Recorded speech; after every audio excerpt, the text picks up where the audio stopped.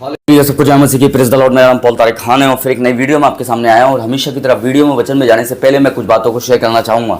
इस बात को ध्यान रखें कि लड़ाई मेरे प्यानो जब आपका आत्मिक युद्ध शुरू होता है तभी मेरे प्यानो इस बात को ध्यान रखना, आपकी चुनौतियाँ मेरे प्यानो जयवंत नहीं होती, आपकी चुनौतियाँ कमज़ोर होती हैं।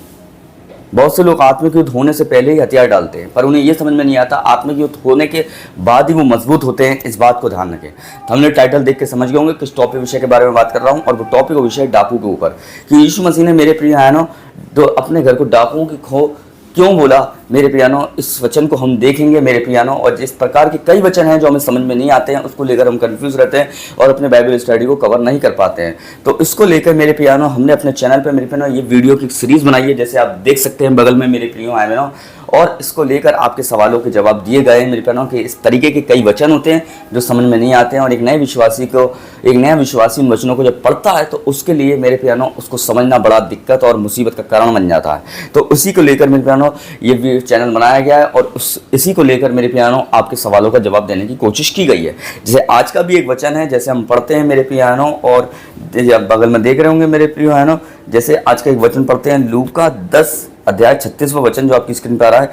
तेरे विचार इन तीनों में से उस व्यक्ति का जो डाकुओं के हाथ में पड़ गया था कौन पड़ोसी प्रमाणित हुआ। यहाँ प्रभु यीशु मसीह कह रहे हैं कौन तेरा पड़ोसी, कौन कि जो तरफ उसका पड़ोसी सामरी था, उसे क्या कर दिया, एक आदमी को मारा और घायल किया, मारा पीटा कुचला। और जब क्या हुआ, काहीन आया, लावी आया, और जब सामरी आया मेरे पिया, काहीन लावी उसे छोड़ गए, देख के इग्नोर कर गए। पर जब सामरी आया तो उसने उसे देख के इग्नोर नहीं करा, उसके जख्मों में लगाया और इलाज किया उसका, और अपने सराय में उसे ले गया और बटियारे को 2 दिनार दिए और इसकी खबरगिरी करना। मेरे पियानो ये डाकुओं की खो यीशु मसीह ने क्यों, डाकुओं का जिक्र यहाँ देखने को मिलता है। और हम देखते हैं यीशु मसीह ने, और जो डाकू से मार पीट कर चले गए थे मेरे प्रियो आयनों, वो क्या था, वो परमेश्वर का एक घर था, क्योंकि परमेश्वर ने अपने स्वरूप इंसान को बनाया। यीशु मसीह ने आदम को आदम कह के नहीं बनाया था, परमेश्वर ने आदम को इसलिए बनाया था मेरे प्रिय आयनों कि आदम को इसलिए बनाया था कि ताकि वो उसका एक घर था और उसमें वो रह सके। पर इस घर की हालत क्या की जा रही है, इस घर को ये डाकू मार रहे हैं, पीट रहे हैं, घायल कर रहे हैं मेरे पियानो, और मार पीट कर चले आ रहे हैं। पर इस घर की किसी को देखभाल नहीं है। इस घर को देखकर मेरे पियानो सब चले गए। काहीन आया वो भी देखकर चला गया, लावी आया वो भी देखकर चला गया, इग्नोर कर दिया, नजरअंदाज कर दिया।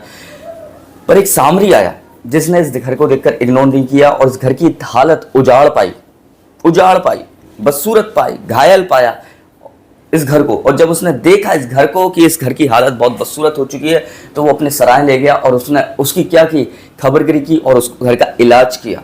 वो घर आप और मैं थे जो किसी टाइम में थे मेरे प्रिय आयनों, जब इस समय में मेरे पियानो हमें लोग देखकर कतरा के चले जाते थे।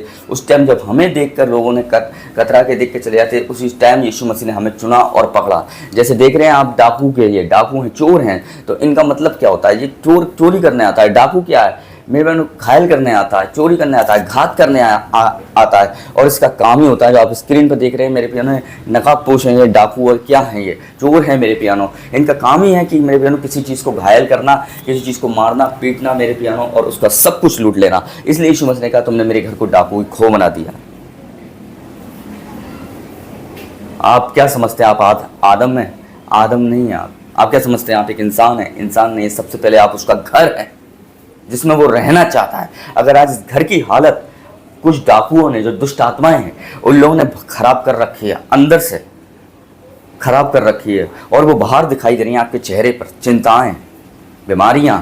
मैं इस बात को बताना चाहता हूं मैं कि इस घर की हालत करने का वक्त सही आ गया है कि आप इस घर की हालत सही करें, ताकि इस घर जो चोर और डाकू ने इस घर को खराब कर रखा है और वो खराब ना करने पाए। बस घर की हालत आप एक ही तरीके से कर सकते हैं, प्रार्थना, आराधना और परमेश्वर के साथ संबंध मेरे प्रिय भाइयों। तो आज की वीडियो आप समझ में आई होगी, मैं विश्वास करता हूँ। खुदा इस वीडियो से आपको बहुत ब्लेस करे, खूब आशीष करे। खुदा यीशु मसीह के नाम में आमीन।